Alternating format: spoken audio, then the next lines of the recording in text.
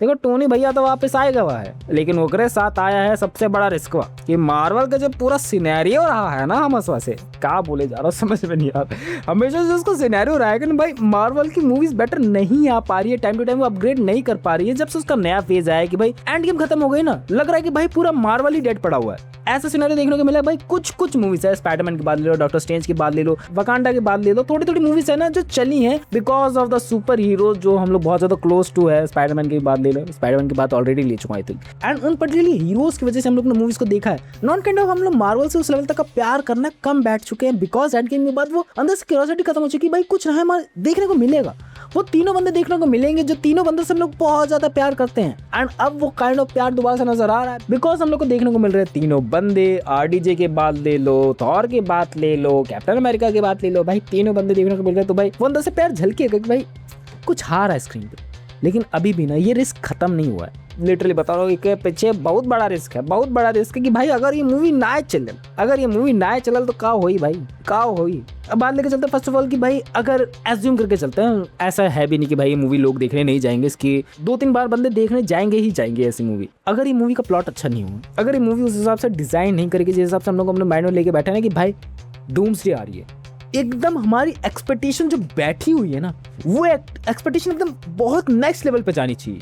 ये हमारी priority set हो चुकी है एंड यही इसकी सबसे बड़ी गड़बड़े हो सकती हैं। एंड यही नहीं, इसके साथ साथ को में जो नए नए कैरेक्टर्स आए हैं, क्या वो उन चीज़ों को हैंडल कर पाएंगे जो बाकी कैरेक्टर्स हमेशा से हैंडल करते हुए आए हैं, जो ऑलरेडी यूनिवर्स एस्टैब्लिश हो चुका है। क्योंकि तुम लोगों को याद होगा कि भाई ये जो नए नए हीरोज आ रहे हैं, जो एक्समैन की बात है, मतलब नए अभी मार्वल के अंदर उनको इंट्रोड्यूस करा जा रहा है, पर्टिकुलरली उन हीरोज को हम लोग एक्सेप्ट करेंगे क्योंकि एक नई जर्नी पे जाने वाला है। ये नहीं कि हम लोग को पुरानी चीज़ दोबारा देखने को मिलेगी और नए सुपर हीरोज और सुपर विलन्स मतलब नहीं देखने को मिलेंगे बट वो मार्वल के नए हीरोज को उसके अंदर इंट्रोड्यूस होंगे जो हम लोग को पहले किसी और फ्रेंचाइजी के अंदर देखने को मिलते थे। मेरे को नाम याद नहीं आ रहा है, फॉक्समैन करके जो टाइम लाइन है मार्वल की दूसरी वाली, उसके अंदर वो सब बैठे रहते थे। एंड जो इनका थंडरबोल्ट्स आए हैं, फैंटास्टिक फोर आए हैं, नहीं कभी हम लोग को एमसीयू के अंदर देखने को मिले।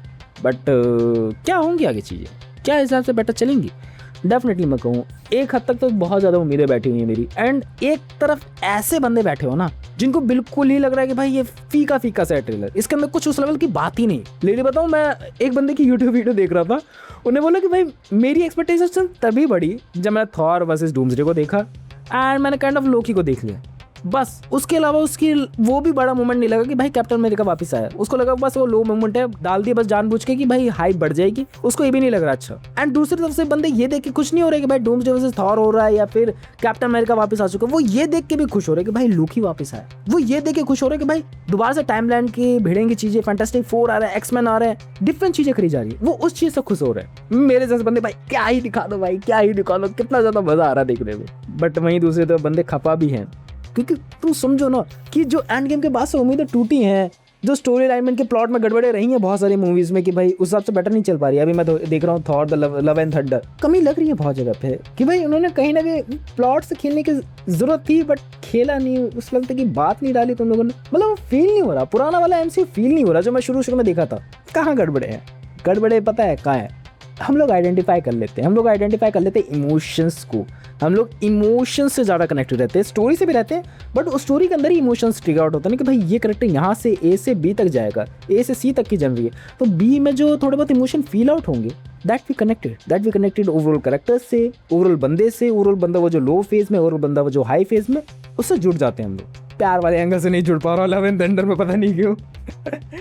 तो वो गड़बड़े बहुत सारी मूवीज के अंदर दिखाई देती हैं जो इनके बाद में आई है एंड बहुत सारी नई चीजें भी आई है। थंडरबोल्ट्स आए हैं, फैंटास्टिक फोर का भी ओवरऑल इंट्रोडक्शन हुआ था एंड लास्ट में हम लोगों को क्रेडिट सीन में देखने को मिला भाई डूम्सडे आया उसके बच्चे को उठाने। एंड एंडमैन की जो एंडमैन 3 आई थी उससे भी उतना ज्यादा लोग कनेक्टेड नहीं थे, उतना ज्यादा पसंद नहीं आई थी। पैंथर में गड़बड़ थी, ब्लैक पैंथर में गड़बड़ थी कि भाई उसका मेन एक्टर जो था पूरा सोल थी वो नहीं रहे, अब उसमें भी थोड़ा बहुत उसकी बहन को बना दिया गया तो खफा रही चीजें। कैप्टन अमेरिका में भी भाई ये बात थी जो मेन सोल थी वो बंदा है ही नहीं। सो उन चीजों ने ना दिल तोड़ा कहीं ना कहीं हद तक एंड उसको जोड़ने के लिए कुछ इनको बड़ी चीज करनी पड़ेगी। एंड अगर ये चीज हो गई, मैं कह रहा हूँ सब चीजें इसके सपोर्ट में जाने वाले, सब बंदे जो भी बंदे इसको हेट कर रहे हैं सब बंदे इसके सपोर्ट में जाएंगे। अगर ये चीज नहीं हुई, जो बंदे अभी भी इसको सपोर्ट कर रहे हैं ना, जो बंदे चाह रहे हैं कि भाई बेटर निकलेगी ही निकलेगी, जो एज्यूम करके बैठे हैं भाई ये ना बिलियंस छापने ही वाली है, ये ना एंड गेम के रिकॉर्ड तोड़ेगी जो आने वाला फ्यूचर है भाई एमसीयू का, कि जो ये सीक्रेट वॉर करके जो भी अनाउंस करने वाले हैं अगले साल, उसका तो भाई फैंटास्टिक तरीके से तोड़ेगी ही तोड़ेगी। वो हम लोग एज्यूम करके बैठे, उनकी भी उम्मीदें तोड़ देगी कि भाई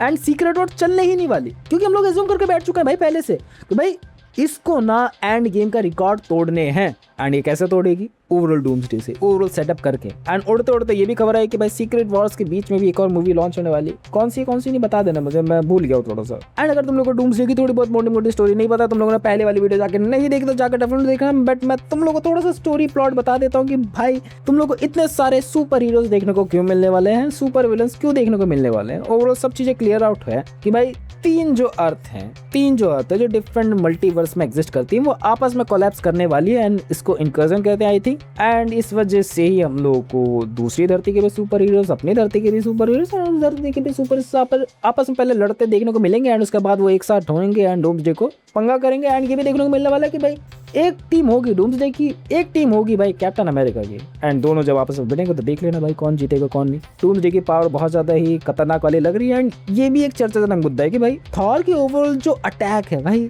वो थैनोस के ओवरऑल 6 स्टोन होने के बावजूद उसको टैकल नहीं कर पाए थे, उसको बचा नहीं पाए थे भाई। डूम्सडे ने ऐसा क्या 2 उंगलियों से कर लिया, कौन सा जादू कर रहा बंदा भाई, ओवरऑल अटैक रोक लिया, हाउ?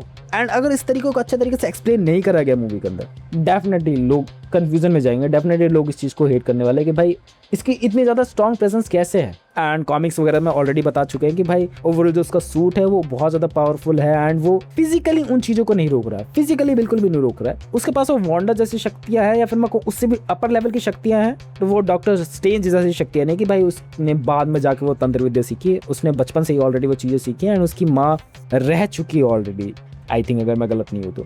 लेकिन दिक्कत पता है एग्जीक्यूशन की है भाई। जो 3 अर्थ कोलैप्स होने वाली है एंड इसको डूम्सडे को क्या फ़ायदा होने वाला है। एंड आई थिंक थैनोस जैसा इसका भी एक मकसद हो सकता है कि भाई इसको अपनी ही कुछ न्यू वर्ल्ड बनाना हो जहाँ पर सब चीज़ें बेटर हो, या फिर सारे वर्ल्ड को कोलैप्स करना हो, ऐसा ही कुछ मकसद हो सकता है आई थिंक।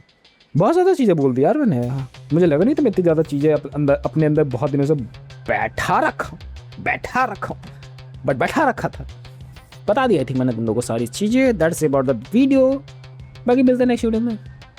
मज़ा आ रहा देख के भाई, जो लड़ाइयाँ हो रही है, जो इस जगह फीड मेरी भरी हुई है भाई एवेंजर्स से। क्या ही पागल हो चुका हूँ मैं, क्या बताऊँ तुम लोगों को। चले यार, बहुत ज़्यादा बकवास नहीं करना चाहूँगा, किसी और वीडियो में और ज़्यादा कवर करेंगे। मिलते नेक्स्ट वीडियो, बाय।